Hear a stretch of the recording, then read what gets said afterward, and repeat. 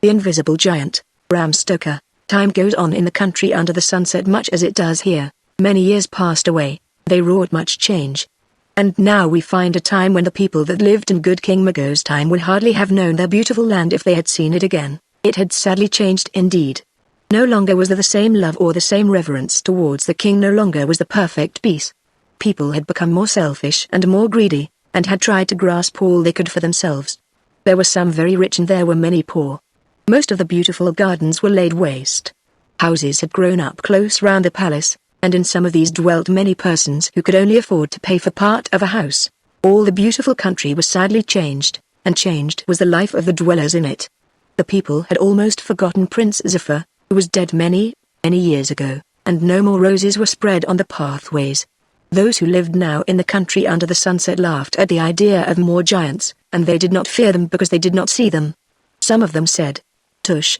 What can there be to fear? Even if there ever were giants, there are none now." And so the people sang and danced and feasted as before, and thought only of themselves. The spirits that guarded the land were very, very sad. Their great white shadowy wings drooped as they stood at their posts at the portals of the land. They hid their faces, and their eyes were dim with continuous weeping, so that they heeded not if any evil thing went by them. They tried to make the people think of their evil doing, but they could not leave their posts, and the people heard their moaning in the night season and said, "Listen to the sighing of the breeze, how sweet it is, so is it ever with us also, that when we hear the wind sighing and moaning and sobbing round our houses in the lonely nights, we do not think our angels may be sorrowing for our misdeeds, only that there is a storm coming." The angels wept evermore, and they felt the sorrow of dumbness, for though they could speak, those they spoke to would not hear, whilst the people laughed at the idea of giants. There was one old man who shook his head, and made answer to them, when he heard them, and said, "Death has many children, and there are giants in the marshes still.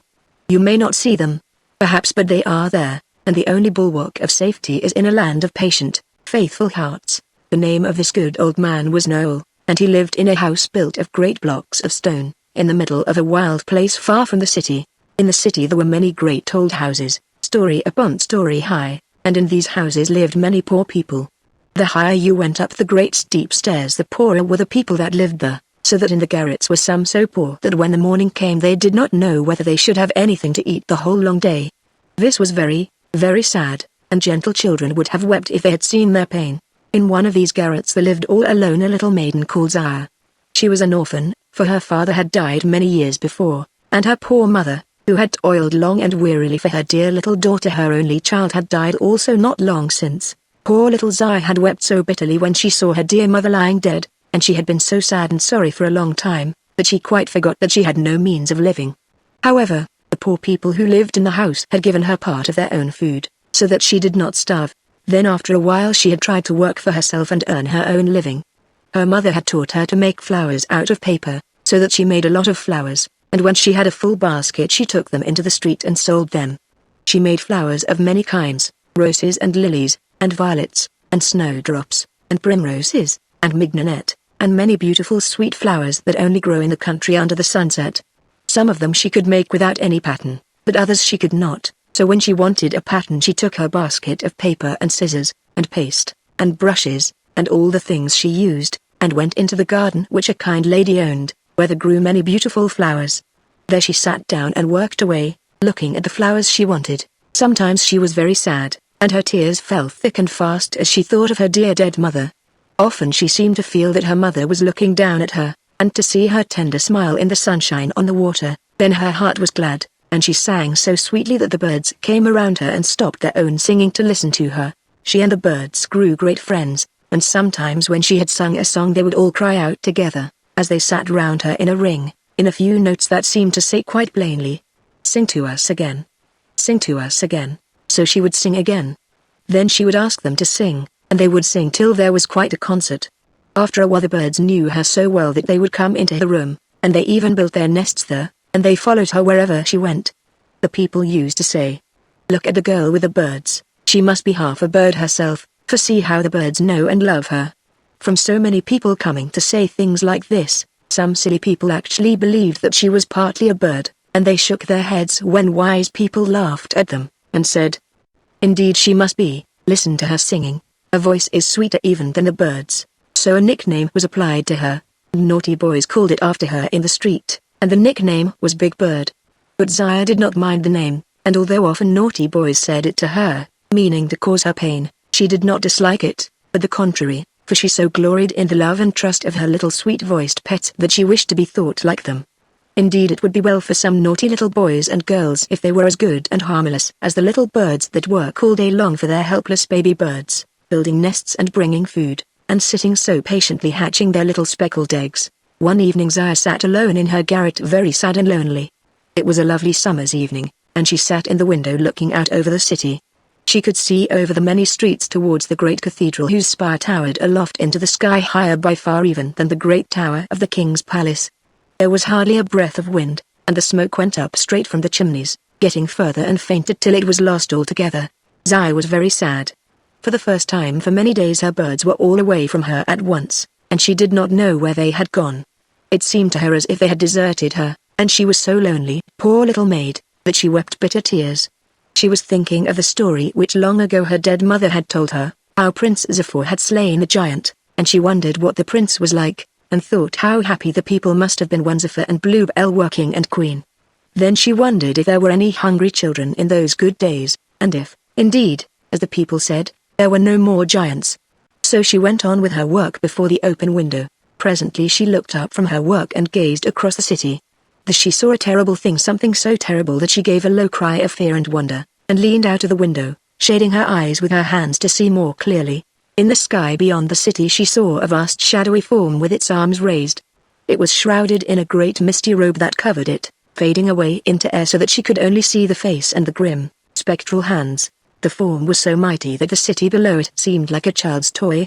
It was still far off the city. The little maid's heart seemed to stand still with fear as she thought to herself, the giants, then, are not dead. This is another of them. Quickly she ran down the high stairs and out into the street. She saw some people, and cried to them, "Look! Look! The giant!" and pointed towards the form which she still saw moving onwards to the city. The people looked up, but they could not see anything, and they laughed and said, "The child is mad." Then poor little Zaya was more than ever frightened, and ran down the street crying out still, "Look! Look! The giant! The giant!" But no one heeded her, and all said, "The child is mad," and they went on their own ways. Then the naughty boys came round her and cried out, "Big Bird has lost her mates. She sees a bigger bird in the sky, and she wants it." And they made rhymes about her, and sang them as they danced round. Zaya ran away from them, and she hurried right through the city, and out into the country beyond it, for she still saw the great form before her in the air. As she went on, and got nearer and nearer to the giant, it grew a little darker. She could see only the clouds, but still there was visible the form of a giant hanging dimly in the air. A cold mist closed around her as the giant appeared to come onwards towards her. Then she thought of all the poor people in the city, and she hoped that the giant would spare them, and she knelt down before him and lifted up her hands appealingly, and cried aloud, "Oh, great giant! Spare them, spare them!" But the giant moved onwards still as though he never heard. She cried aloud all the more, "Oh, great giant! Spare them, spare them!" And she bowed her head and wept, and the giant still, though very slowly, moved onward towards the city. There was an old man not far off standing at the door of a small house built of great stones, but the little maid saw him not. His face wore a look of fear and wonder, and when he saw the child kneel and raise her hands, he drew nigh and listened to her voice. When he heard her say, "Oh, great giant," he murmured to himself, "It is then even as I feared. There are more giants, and truly this is another." He looked upwards, but he saw nothing, and he murmured again, "I see not, yet this child can see, and yet I feared, for something told me that there was danger. Truly knowledge is blinder than innocence." The little maid, still not knowing there was any human being near her, cried out again, with a great cry of anguish, "Oh, do not, great giant, do them harm. If someone must suffer, let it be me. Take me, I'm willing to die, but spare them. Spare them, great giant, and do with me even as thou wilt." But the giant heeded not, and no, for he was the old man, felt his eyes fill with tears, and he said to himself, "Oh, noble child, how brave she is, she would sacrifice herself." And coming closer to her, he put his hand upon her head. Zaya, who was again bowing her head, started and looked round when she felt the touch. However, when she saw that it was Noel, she was comforted, for she knew how wise and good he was, and felt that if any person could help her, he could. So she clung to him, and hid her face in his breast, and he stroked her hair and comforted her. But still he could see nothing. A cold mist swept by, and when Zaya looked up, she saw that the giant had passed by, and was moving onward to the city. "Come with me, my child," said the old man, and the two arose, and went into the dwelling built of great stones. When Zaya entered, she started, for lo! The inside was as a tomb. The old man felt her shudder, for he still held her close to him, and he said, "Weep not, little one, and fear not. This place reminds me and all who enter it, that to the tomb we must all come at the last. Fear it not, for it has grown to be a cheerful home to me." Then the little maid was comforted, and began to examine all around her more closely. She saw all sorts of curious instruments, and many strange and many common herbs and simples hung to dry in bunches on the walls. The old man watched her in silence till her fear was gone, and then he said, "My child, saw you the features of the giant as he passed?" She answered, "Yes. Can you describe his face and form to me?" He asked again, whereupon she began to tell him all that she had seen. How the giant was so great that all the sky seemed filled. How the great arms were outspread, veiled in his robe, till far away the shroud was lost in air. How the face was as that of a strong man, pitiless, yet without malice, and that the eyes were blind. The old man shuddered as he heard, for he knew that the giant was a very terrible one, and his heart wept for the doomed city where so many would perish in the midst of their sin. They determined to go forth and warn again the doomed people, and making no delay, the old man and the little maid hurried towards the city.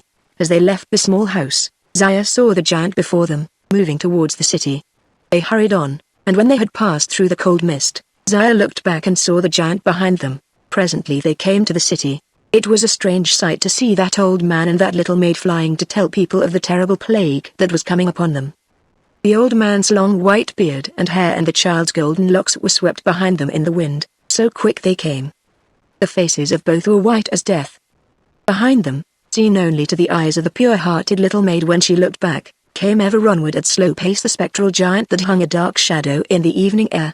But those in the city never saw the giant, and when the old man and the little maid warned them, still they heeded not, but scoffed and jeered at them, and said, "Tush!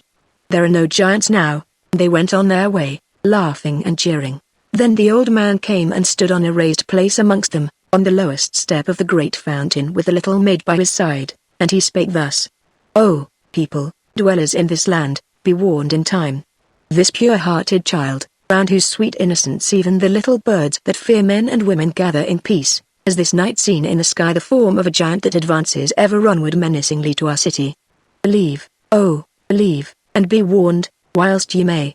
To myself even as to you the sky is a blank, and yet see that I believe. For listen to me, all unknowing that another giant had invaded our land, I sat pensive in my dwelling, and, without cause or motive, there came into my heart a sudden fear for the safety of our city. I arose and looked north and south and east and west, and on high and below, but never a sign of danger could I see. So I said to myself, mine eyes are dim with 100 years of watching and waiting, and so I cannot see. And yet, O people, dwellers in this land, though that century has dimmed mine outer eyes, still it has quickened mine inner eyes, the eyes of my soul. Again I went forth, and lo! This little maid knelt and implored a giant, unseen by me, to spare the city, but he heard her not, or, if he heard, answered her not, and she fell prone. So hither we come to warn you. Yonder, says the maid. He passes onward to the city. Oh, be warned in time. Still the people heeded not, but they scoffed and jeered the more, and said, Lo, the maid and the old man both are mad, and they passed onwards to their homes to dancing and feasting as before. Then the naughty boys came and mocked them, and said that Zaya had lost her birds, and gone mad, and they made songs, and sang them as they danced round. Zaya was so sorely grieved for the poor people that she heeded not the cruel boys. Seeing that she did not heed them, some of them got still more rude and wicked. They went a little way off, and threw things at them, and mocked them all the more. Then, sad of heart, the old man arose, and took the little maid by the hand, and brought her away into the wilderness, and lodged her with him in the house built with great stones.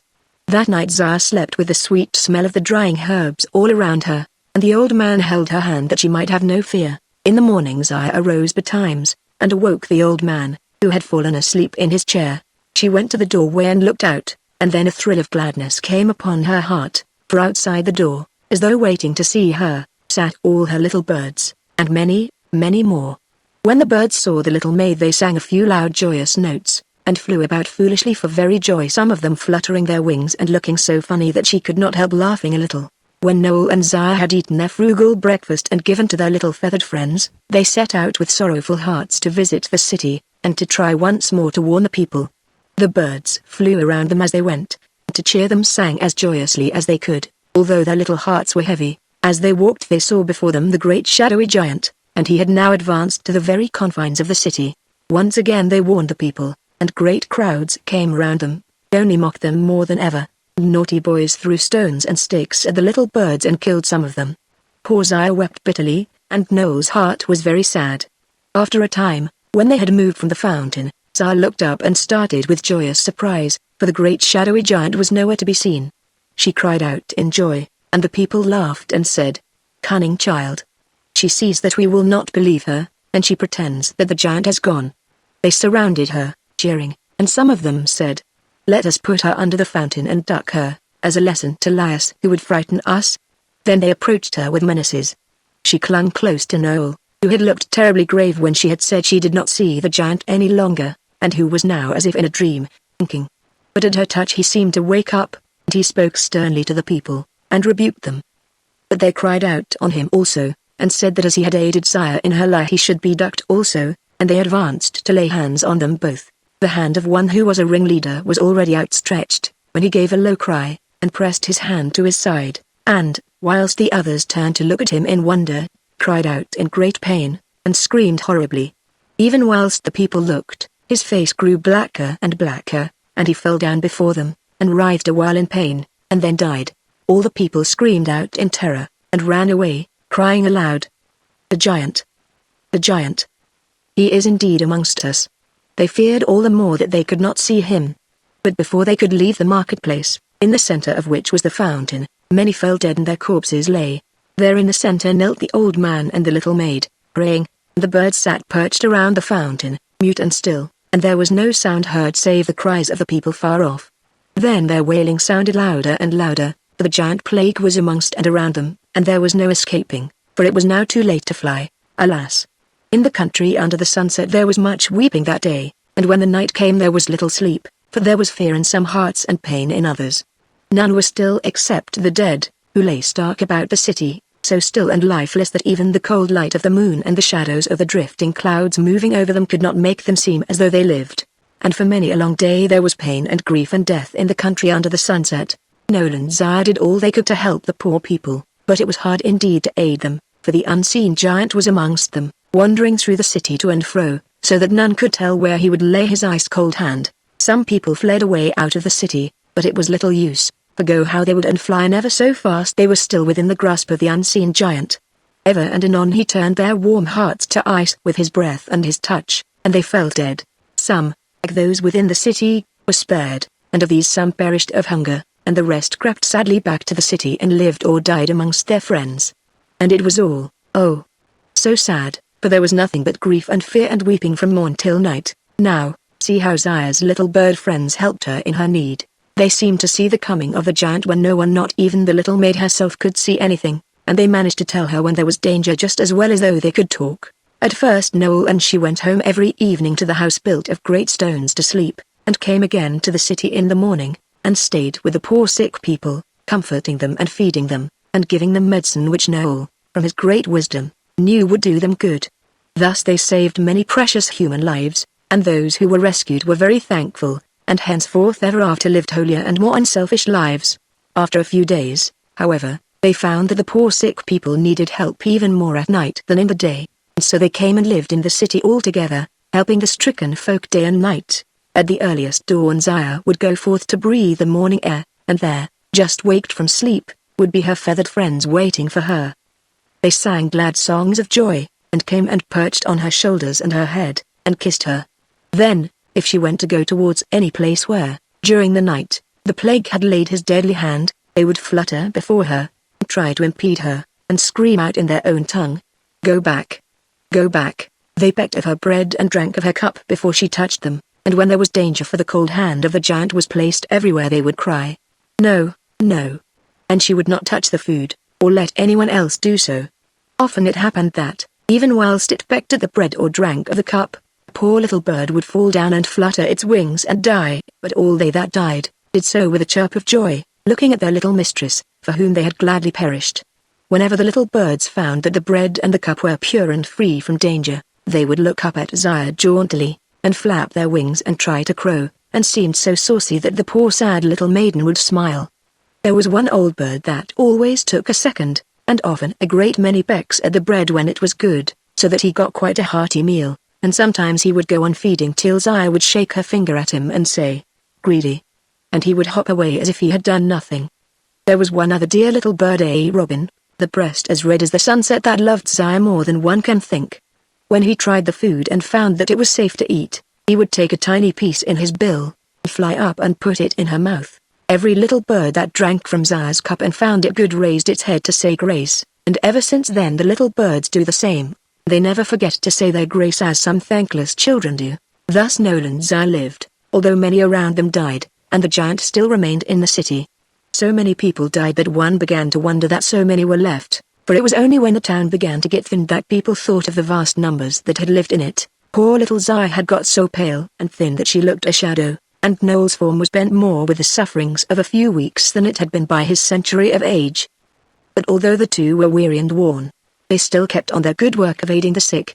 Many of the little birds were dead. One morning the old man was very weak, so weak that he could hardly stand. Zaya got frightened about him, and said, "Are you ill, father?" For she always called him father now. He answered her in a voice, alas, hoarse and low, but very, very tender. "My child, I fear the end is coming. Take me home, that there I may die." At his words Zaya gave a low cry and fell on her knees beside him, and buried her head in his bosom and wept bitterly, whilst she hugged him close. But she had little time for weeping, for the old man struggled up to his feet, and, seeing that he wanted aid, she dried her tears and helped him.